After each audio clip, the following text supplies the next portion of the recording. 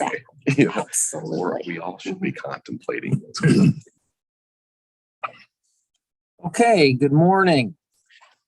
It is Tuesday, March 8th, 2022. Your Richland County are back in session or in session for the week. I'm Commissioner Tony Vero, joined by Commissioner Banks, Commissioner Mears, our clerk Stacy Kroll, Rachel Troyer in Central Services, our county administrator, Andrew Keller.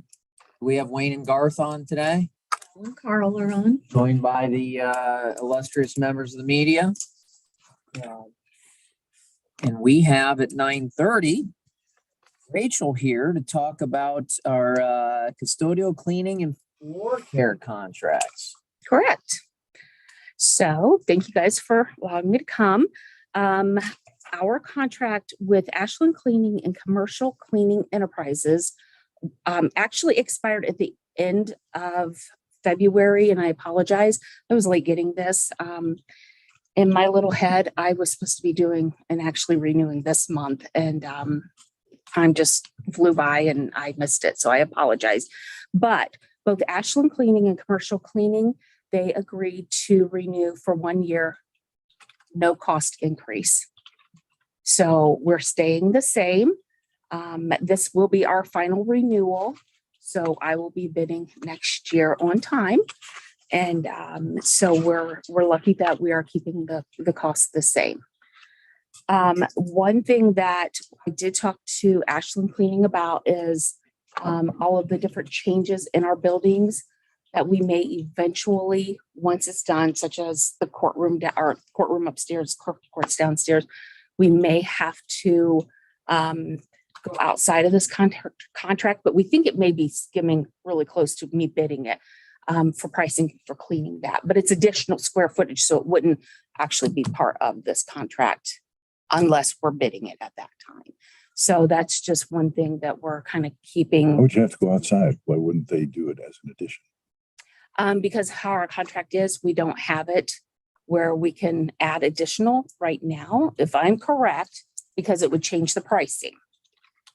And so, but I really think that we're going to be really close to by the time that all of this is done and when we're going to be bidding. So we'll just to add that, but I wanted you guys to be aware that, you know, it is a possibility that we might have to go a month or two, you know, just adding additional cleaning services on that.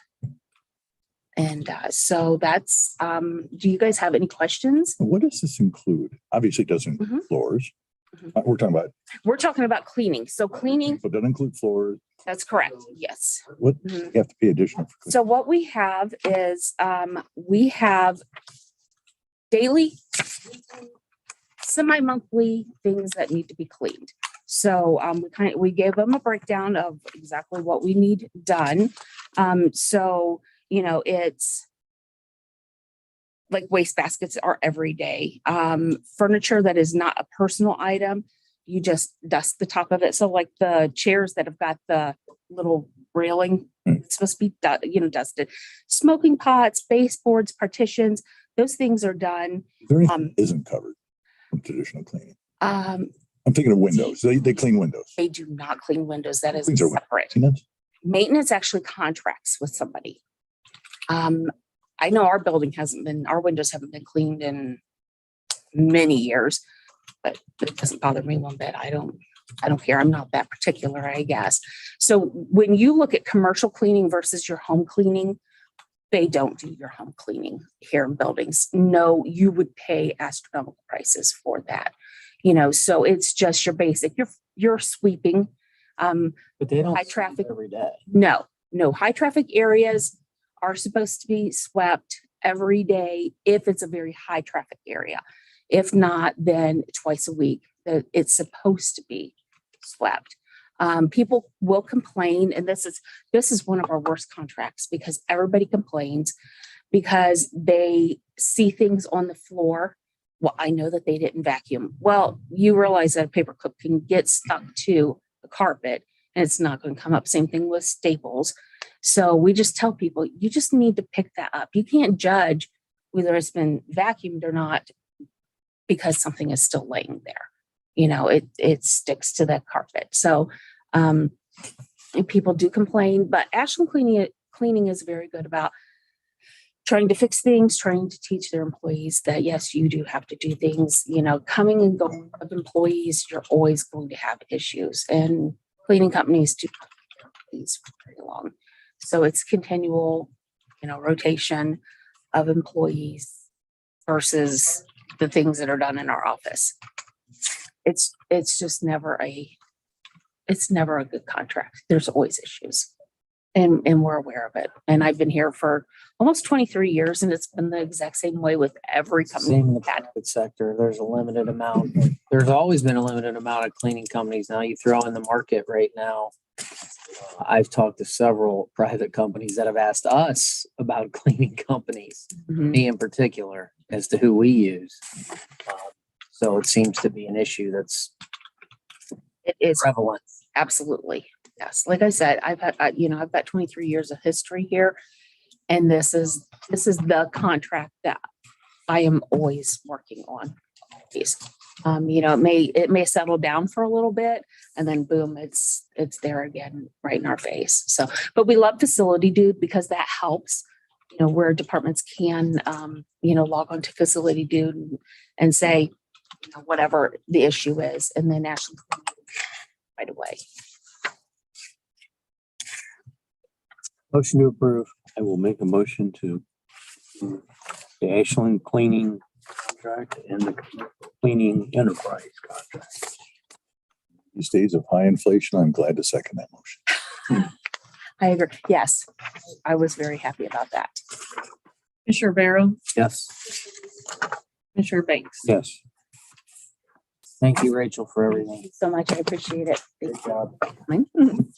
Excuse me, Don't go anywhere too fast, Rachel.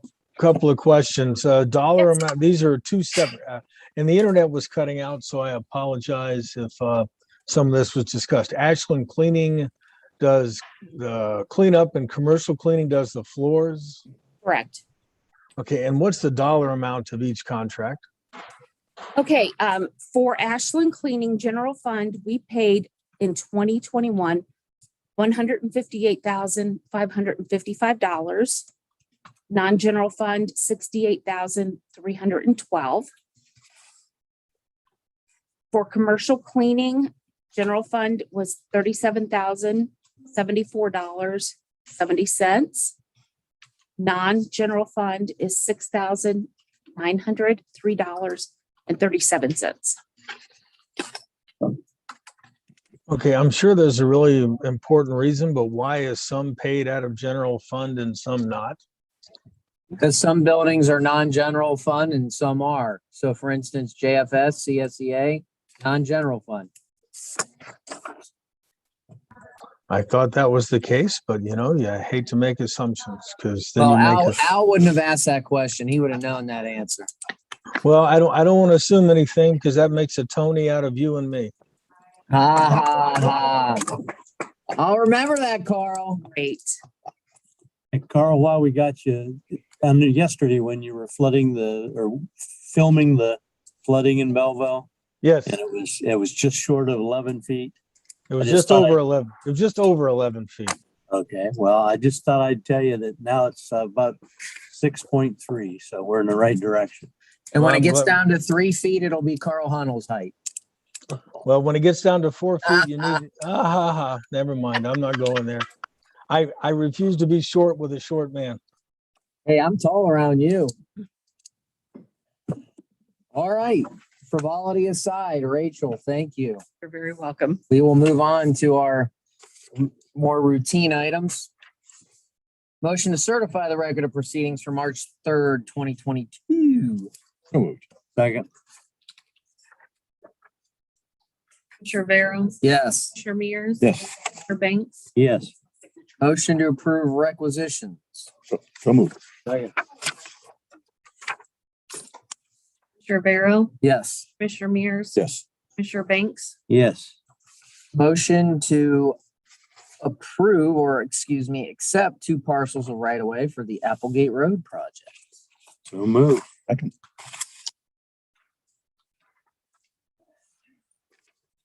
Commissioner Barrow, Yes. Commissioner Mears, Yes.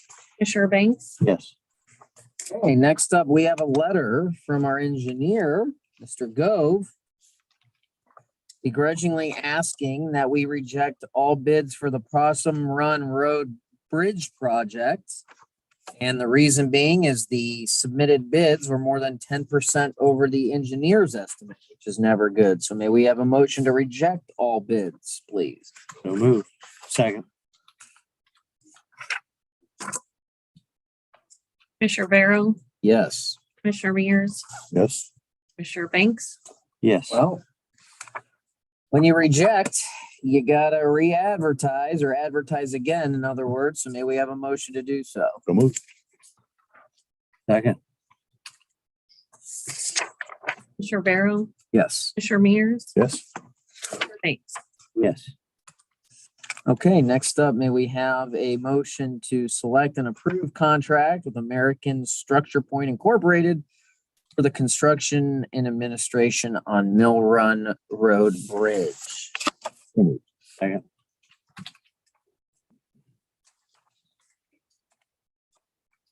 Commissioner Barrow, Yes. Commissioner Mears, Commissioner Banks. Yes. Okay, next up, may we authorize the issuance of an RFP for mowing in the wastewater department? Oh, okay, well, I'll second it. I was surprised to see how many parcels there were. Oh, yeah. We spread our around a little bit. Commissioner Barrow, Yes. Commissioner Mears, Yes. Commissioner Banks. Yes. Okay, we discussed this next item up in the past. We're always mindful of when these circumstances happen, but when they do, we need to follow appropriate public protocol and law. So at this time, I'll ask for a motion to authorize advertising for a wastewater employee on a retire rehire public hearing. When this public meeting will be on May 3rd at 10:30 in the morning, obviously in our boardroom. And it is for a public hearing on the retire rehire of William Muncy, who is the wastewater meter maintenance technician collection system analyst. So moved. Second. Commissioner Barrow, Yes. Commissioner Mears, Commissioner Banks. Yes. Okay, media out there before we recess? Yeah, a couple questions. The Possum Run Bridge project, more than 10% over estimates. What was the engineer's estimate? And I'm signing another engineer document, so let me go back to that. All right, so the engineer's estimate on the Possum Run was 73.4. And the two bids received from Adina, which was the apparent low bidder, excuse me, there were two bids. Adina was the apparent low bidder, and their bid was 89,938.49. Okay, and advertising again, has the engineer upped his estimate or is it the same estimate? Hold on, he's obviously upped it. It's at the bottom of the ad. That's, hold on, let me see that ad here. Give me a second. 86,375. Okay, and the contract with American Structure Point for construction administration on the Mill Run Bridge contract or project, how much is that for? There's Mill Run. Specs are maximum fee for the services is 4186, Carl. And that is just to oversee construction. Yeah, so please find herewith. Constrict, yes. 18 million contracts. That's what happens when you hire Andrew Keller as your administrator, you get more contracts. Yeah, exactly.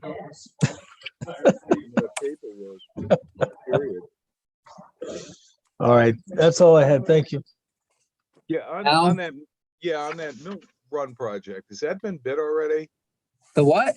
Yes, The Mill, yes. okay, It was awarded last November. okay. And where is that? I'd forgotten. Mill Run. What area of the county, smart guy? That's, Uh, hold on. I think that's out in the Lucas area. I'd have to look it up. Give me a second for the exact. You know, Al, you have a computer too, you know. Yeah, and if it's not in my computer, then I have to bother Stacy. It's in And I Troy don't like, Town. and I don't Since- like to do that because Stacy is the hub of that office. It's in Troy Township. South here. Let's see here. Yeah, it's south of Lexington. Thanks, That's good. Carl. You're welcome.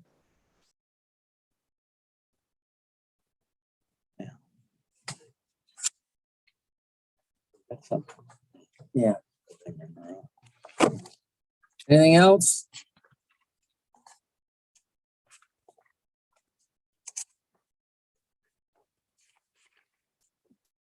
Okay, we will recess. That's it. Oh. Thank you. All right, we will recess at 9:46.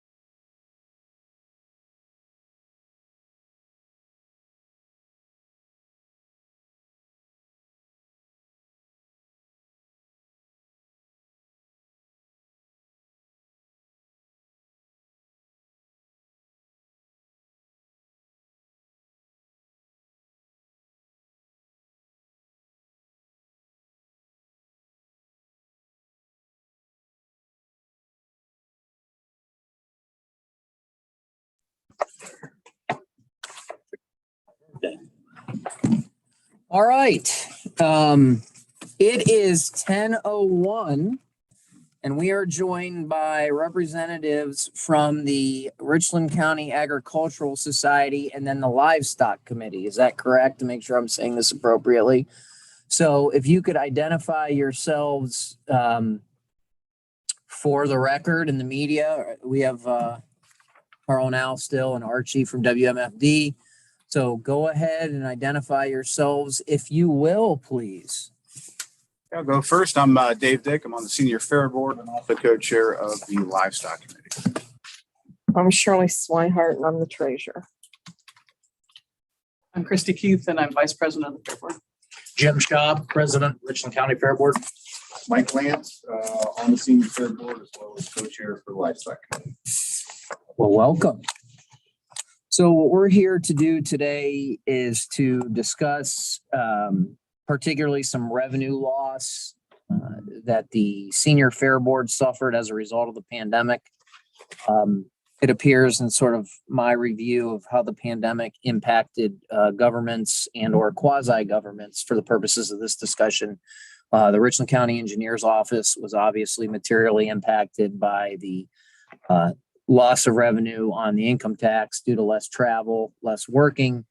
And obviously fairs all across the state of Ohio were impacted, simply put, by the lack of events and the major fairs themselves. So the Fair Board has put together a very detailed list of events that were canceled in and around or as a result of the pandemic. And then they also provided us profit and loss statements from 2019, 2020, and 2021. So with that, take it away. So as you guys are aware, COVID, we only had a junior fair in 2020 and we suffered a large revenue loss of $400,000 approximately, maybe a little more. If you look at the event cancellations that I provided you, I think it was 140,000 plus that carried into 21. And I'm sure we had other events canceled in previous years. Our record, we have a different events coordinator now, so our records weren't nearly as good as they are now.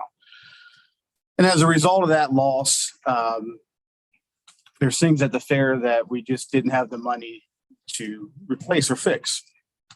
We're hopeful that there are some funds available, I believe, through the ARPA program. We have, it's easy to come in here and say, hey, listen, we could easily use 1.2 million, $1.5 million to do 3 buildings and all sorts of pavings.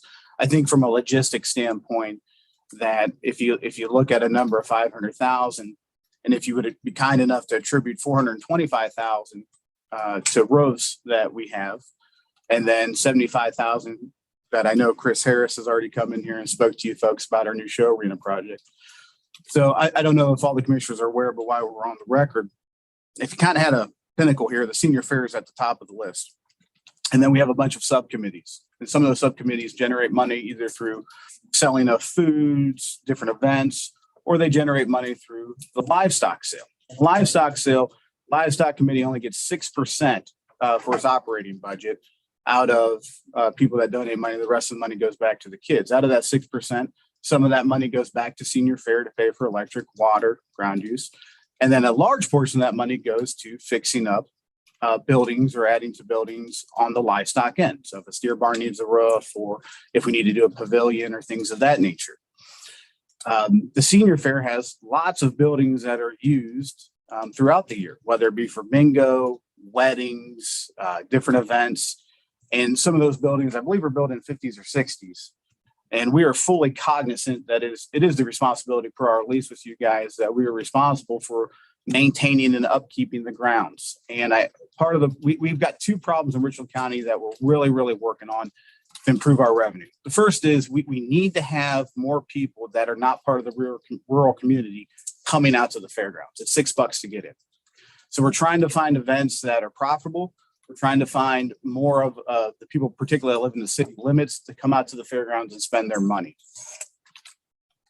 The second part of this is that, our senior fair board is made up of 27 volunteers. At one point, we had 1 full-time employee another part-time employee, or no, excuse me, 2 full-time employees, a part-time employee, and then a part-time employee that is our treasurer. As a result of this pandemic and the revenue loss, we are down to just 1 part-time employee.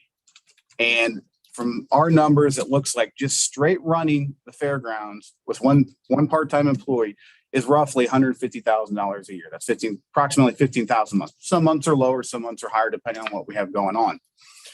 We've been in contract negotiations with the Inc. Incarceration, but obviously they didn't have their event. They were kind enough to carry that money over, but that was a huge revenue loss that we had. So, and we're working with them to negotiate contracts where we can, be more profitable essentially on our side.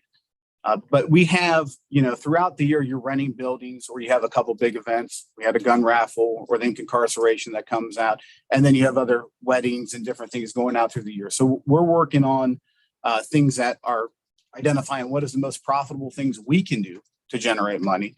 But at the same time, if we're running this as a business 52 weeks a year, 1 week of the year, we've got to have an event, i.e. the fair, that is not only good for the community, ideally also profitable. But the expenses you have as a fair that people don't realize are just incredible. Just the sheriff fees, electric fees, things of that nature. So we've got a really, really good group of people now that are on senior fair. Our president and vice president, you guys have been, what, 3 years now? You guys, 2 years, phenomenal job. The communication lines are awesome between the livestock committee, the women's auxiliary, the junior fair program, and then there's a whole bunch of other subcommittees on it. So everything's heading in the right direction. We're just at a point where if we can get some assistance through whatever funds are available, if it's ARPA or whatever it may be, we can get ahead. We can get 1 or 2 roofs done that desperately need it this year, and then we can start set aside in our budget, identifying what another roof's going to cost, how we're going to get there. That's our responsibility. We're cognizant of that, or whether it be additional paving, things of that nature. So we're also doing things to reduce costs, whether it be little things like switching light bulbs to LEDs, just identifying where we can save money. But we're in a point where financially we are heading in the right direction. Now, keep in mind, you're getting an awful lot of work out of volunteers for heading in the right direction. And at some point, we're going to need to take on another 1 or 2 full-time employees, which is a whole nother legal issue, because whether we follow under public employees or private entity, so from my research and talking to the attorney that actually represents the fairgrounds, we're just going to assume that they're considered public employees, even though they're not paid through any type of public funds, which has a different set of rules and regulations when in terms of firing, hiring, and also giving them time to correct problems, things of that nature. The full-time employees that we did have now officially resigned, so we're okay on that portion of it. We had previously been in contact with Department of Administrative Services. The full circle here, you've got an awful lot of work of a lot of volunteers that, at some point we're going to need some additional assistance. And I think we've got a good plan for that. I think we're doing all the right things for that. We're just, like I said, we're in a position now due to the loss that we've had. If we can get some additional assistance, we can get ahead and we can plan for the future and be in a much better position. Other than that's really pretty much about it. I'm absolutely thrilled with our leadership and the 2 different projects. And as you guys are already aware, a couple of years ago through the livestock committee, our show arena is small and old, and long story short, we had some families on the livestock end starting to donate money. Then COVID hit and we were at a standstill. We decided to hire a developer. I get emails every day of donations at different banks or different companies that are contributing to the show arena project. We're projecting that to be about 1.1 million. That's going to be a brand new building that we're going to put right in front of the current show arena. That's going to either add a couple of things for revenue. Either one, it's going to add a place we can rent out during the year if we choose to do that, or 2, if we want to just use it for winter storage. I mean, that's an option too. And we're going to be able to put so many more campers and boats in there and things of that nature, which is a really good revenue generator for us. So we're really excited about that. We're asking for some help from you guys today. We're fully cognizant. Fairgrounds is upkeep is not your responsibility, but we're just kind of at a fork in the road, and that's why we're here. So you guys, you had sent some documents ahead in advance go over some financials, your profit and loss statements for our 19, 20, and 21. Had an opportunity to look at that. So who would be the fiscal person to ask questions? I would be. You're the guru. She said that more with some trepidation. A little hesitation on your So part. just some quick make sure I'm apples to apples. So just out of curiosity, any reason why your fiscal year isn't just January to end of December? All of the fairgrounds are December 1st to November 30th. Okay. So I just, so if you had, I just want to make sure the date. So you had on the 19 statement, November 30th through December 1st. Yeah, But then on the 20, you had December to November, but then on the 21, you, ran them, so the figures are the same. okay, it just, Yeah, I was working on another project that I had a date for, and he needed figures of sales and stuff, so I don't know how. It was just the way I put the numbers. but the numbers are the same. They are the Okay, same. okay. I have a copy of the other one I ran, but they are the same numbers. So if my math is correct, and I'm not saying it is or isn't, so tell me where I may be right. Looking at 19 to 20, I show a gross revenue loss of 427,567. Would that be accurate? If I'm looking at 2019, and then I actually went through the individual line items on the income side. I mean, obviously, because of the pandemic, you were hurt substantially on admissions, what you would deem as privilege fees, which is 1,100-1,300. You took a major hit on racing fees and charges, a substantial hit on building revenue, a substantial hit, obviously, on rentals. So if I look at that, I showed a gross profit in 2020 of 432,638.94 with a gross profit of 2019 of 862,06.20. Is that correct? To the best of my knowledge. Okay. I Okay, I'm just making sure. So when you guys say, hey, we're looking for some revenue loss assistance, that we know how to put the math together. But then if you look at 2021, the fair did fairly well. I'm showing a fairly substantial increase from 2019 to 1,133,926. And a major portion of that would be in your 11,3,200 line item, which would be miscellaneous receipts.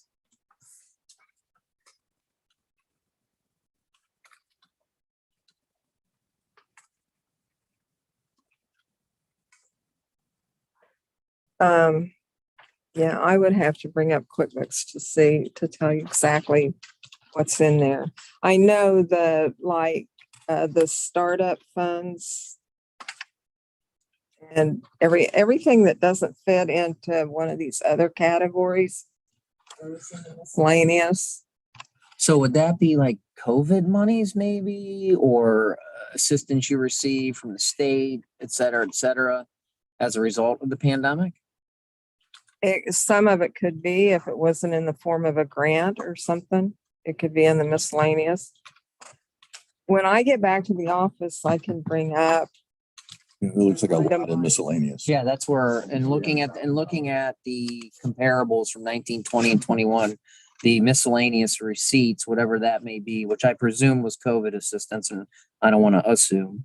I can bring up an itemized report that tells exactly what's in that line item and send it to you Okay. for each year if you want. That'd be good. Okay. So is the ask then Shirley and or Mr. Schaub as the president of the senior fair board to make up for that revenue loss, particularly from 19 to 20? Okay. On top of whatever the show barn ask would be? Yes, So it's approximately $500,000. yes. So in looking at ARPA and having a discussion with Andrew Keller, perhaps you can speak on that. I don't know. Do you guys know Andrew? He is our county administrator. And Yeah. Okay. So Andrew, would you like to speak a little bit on if we approved any type of revenue loss and or monies for a show barn, how that could or couldn't work? Sure.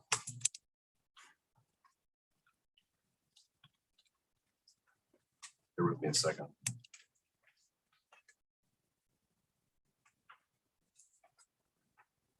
So yeah, the commissioners have the authority to provide aid to a fair board. In the Ohio Revised Code, we call them a county agricultural society, as you guys know, for certain purposes, including for the erecting of buildings or the repair of buildings. That can be from a capital improvements fund, that can be from the general fund. And then there's also, we've been talking about the American Rescue Plan Act. The commissioners potentially use revenue loss monies through the American Rescue Plan Act. We're going to need to talk to the state auditor about a potential wrinkle with that. But there are options that would empower the commissioners to provide aid to the agricultural society. What that looks like exactly will be dictated by a conversation with the state auditor's office, and also could have some part of the answer could come from whether or not the commissioners step in as a joint owner of the construction project with the fair board. So, a few things we still need to figure out, but there are options that the commissioners can have. But ARPA money may be available. Possibly. Yeah, so should we be able to approve any amount? I think there could be ways to do it, whether straight from ARPA or, like I said, it's weird. You guys aren't necessarily a governmental entity, but the law clearly contemplates for commissioners' offices to expend funds for agricultural society buildings, et cetera, like you said. Sort of like those quasi-governmental entities. And that's 1711.15, revised code section. Did you get that, Carl, and Al? 1711.15. Correct.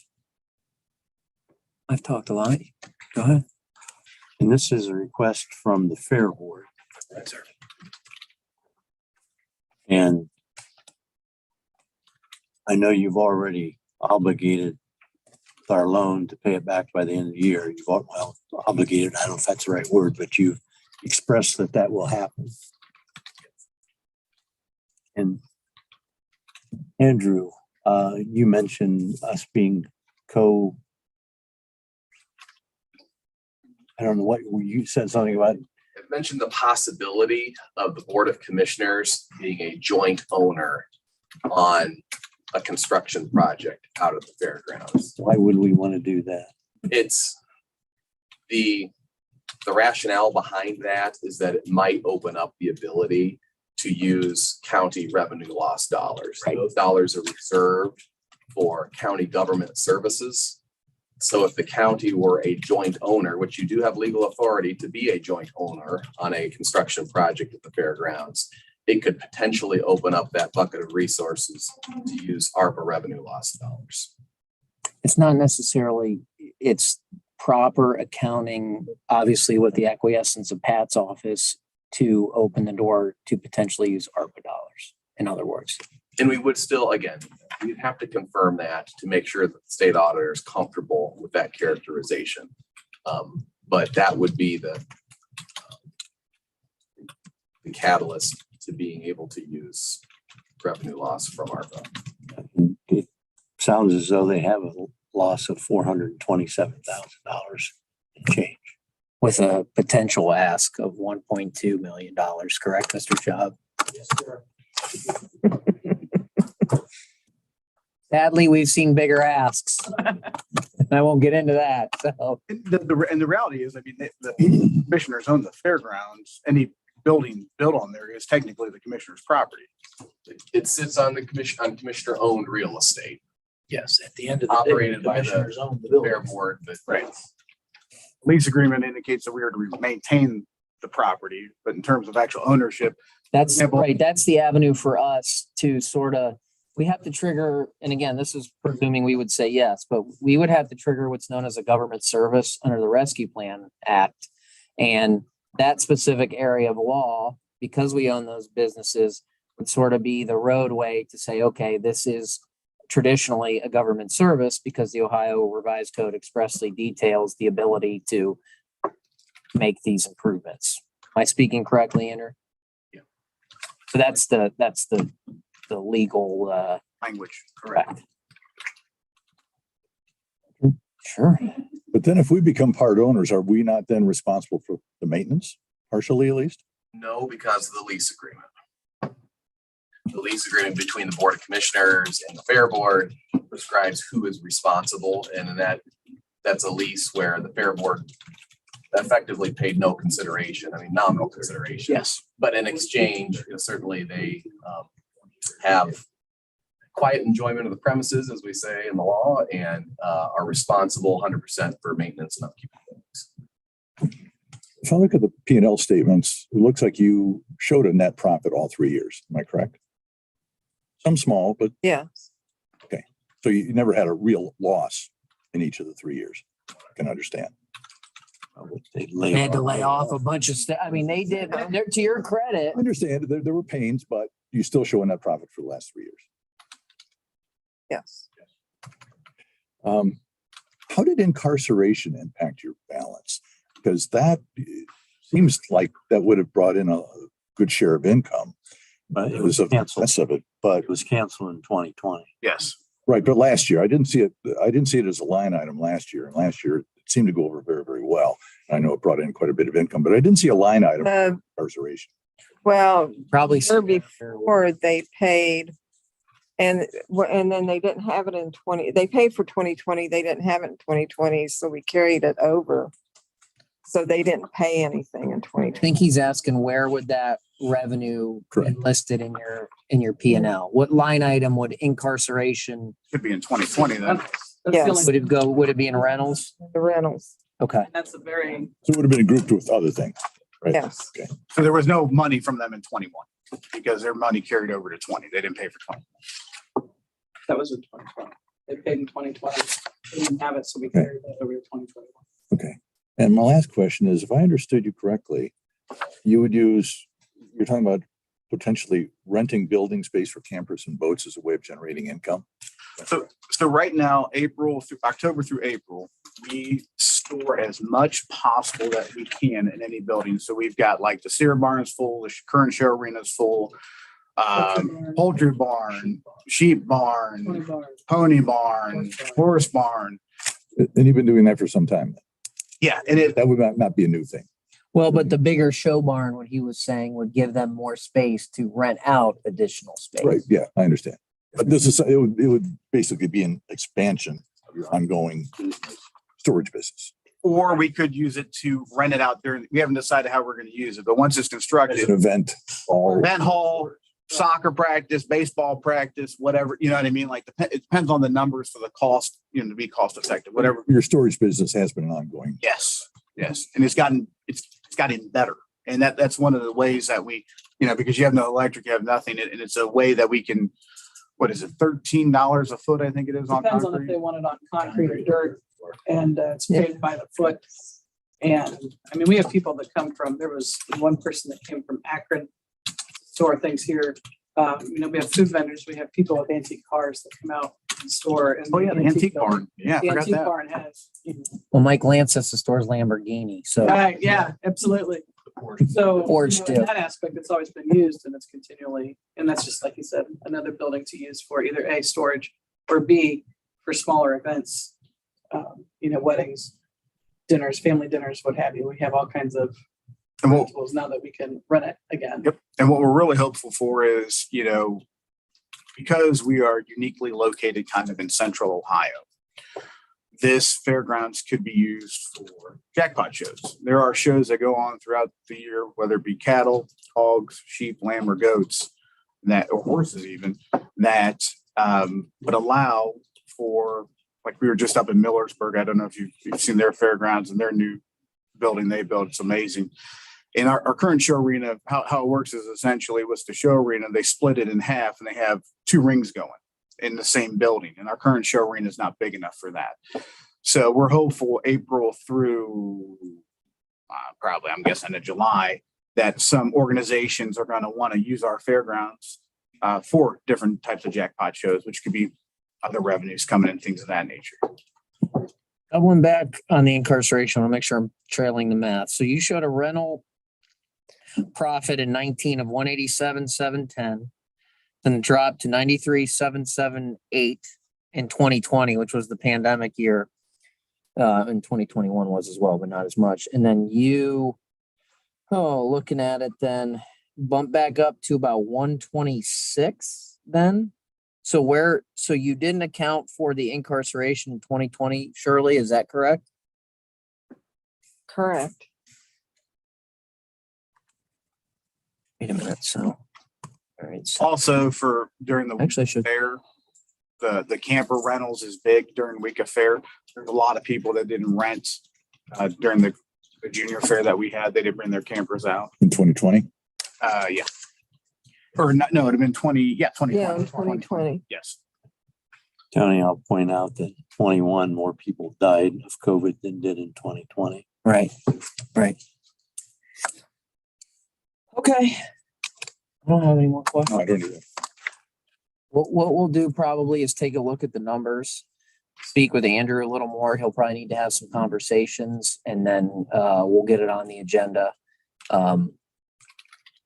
for discussion and or approval here sometime in the near future. Is there anything else you need from us?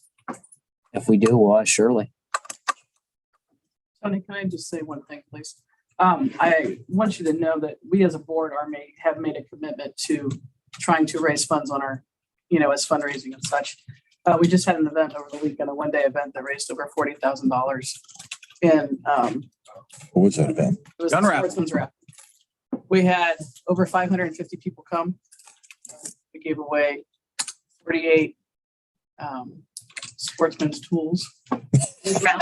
You raffled. We raffled, Okay. We raffled, correct. legally raffled. We did. We raffled off 48 sportsman's utensils. We had a great event. And we're already making plans for a fall event for fundraising. So we are committed as a board to increasing and moving forward with stuff that we can do on our end. Is that the first fundraiser of its type that you? No, that's Seventh year. 7th year. Oh, okay. So And, that's been We ongoing. doubled our number of people that came this year from. How'd you do that? I have no idea. I think people, my own personal opinion, we have people who are committed to selling tickets, getting it out there. We have people in the community, and a lot of the people that came are truly committed to the junior fair program. There's a lot of familiar faces there who are continually in support of us. And the comments that we hear is you guys are really making strides. The grounds look better now than they have in a long, long time. And that is because of the volunteers, be it fair board members and just community people who are invested in the fair coming out to help. So, we are really making a commitment to get more people involved and to do some fundraising on our own. So I just we're already working on a fall fundraiser plan. So I'd like to add in addition to what Chrissy just said. So the event that we had Saturday evening, there are approximately 27 board members on the Ag Society.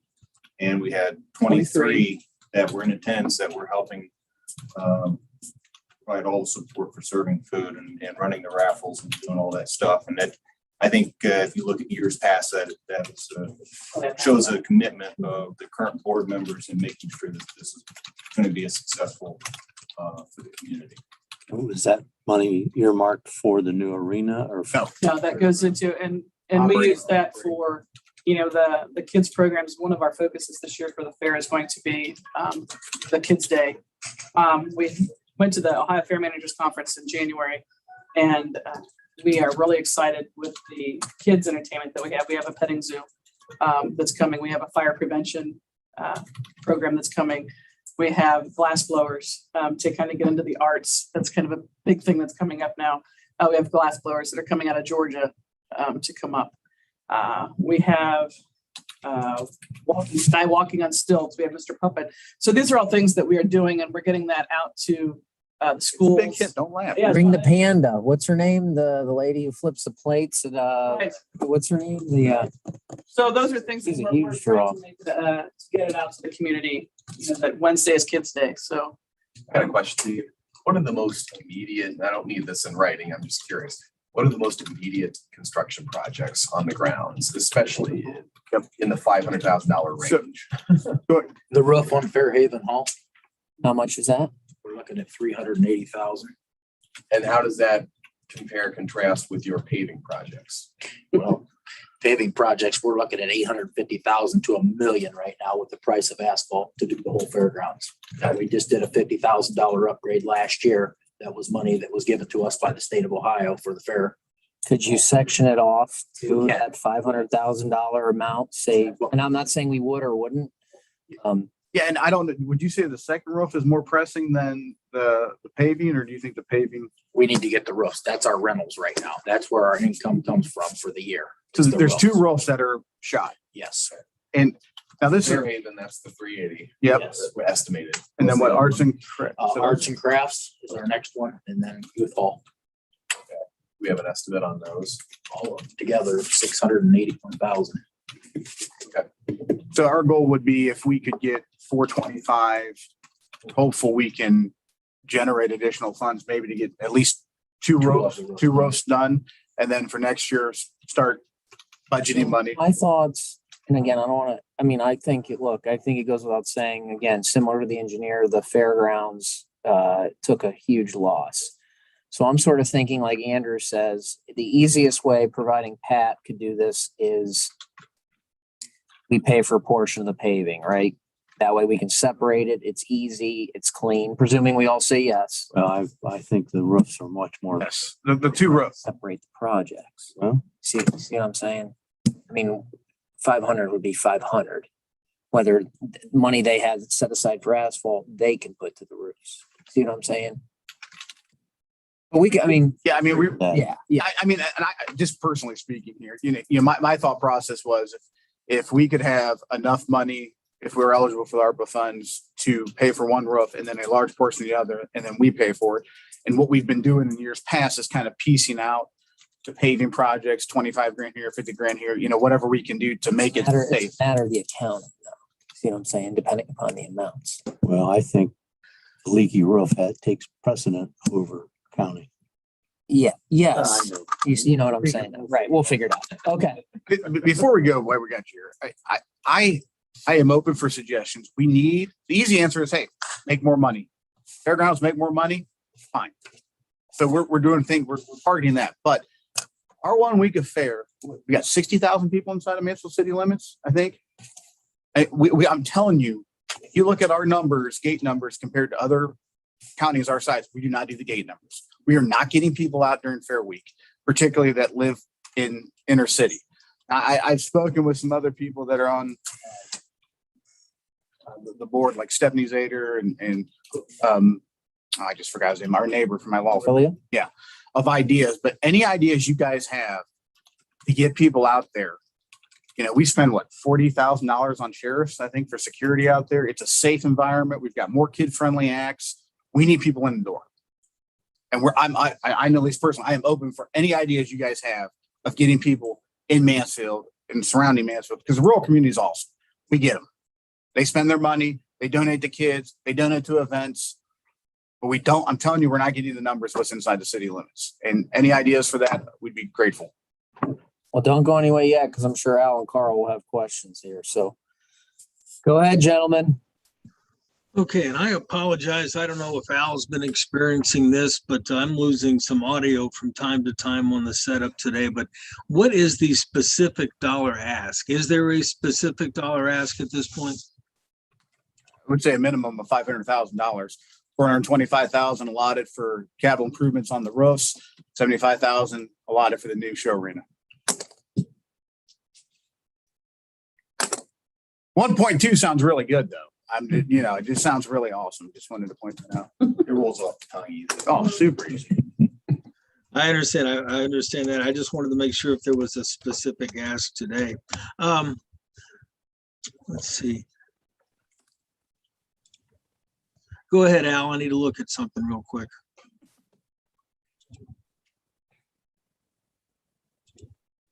You got a quicker mind than I do, Carl. Right at this point, I don't have any specific question. Okay, guys, and we would, before we recess real quick, kudos to Mr. Lance and his, particularly Mrs. Lance, the Lance we like better on That's right. a basketball season. Making it all the way to the Elite Eight. If anyone ever had any doubt who had the best jump shot in the Lance family, it's not Mike Lance. So Not me. kudos to the Shelby Whippets on a good season. Proud of those ladies. Absolutely. All right, we will recess for 9 minutes until we go back into session. Thank you, commissioners. Thank you.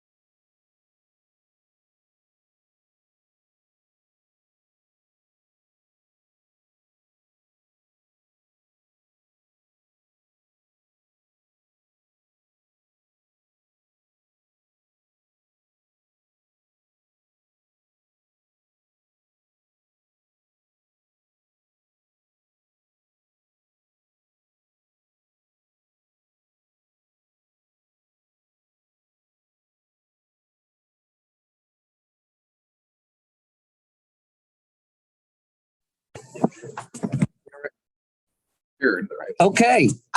10:46 in the morning, and your Richland County Board of Commissioners are now in session, joined by the illustrious defensive coordinating guru, Jimmy Sweat of the Lucas Cubs, Major Massey, the prodigal major, has returned, and of course, Sheriff Sheldon. And at this time, I will ask for a motion to go into executive session to discuss compensation in the sheriff's office. So move.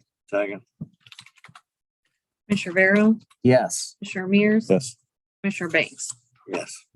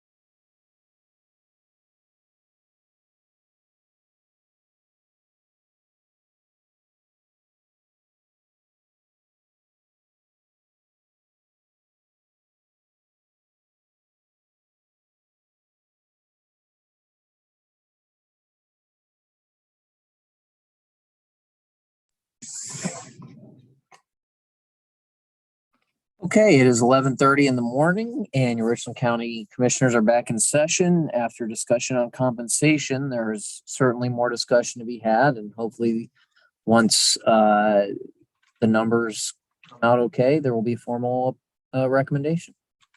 Thank you. Seeing no further business, we will adjourn at 11:31.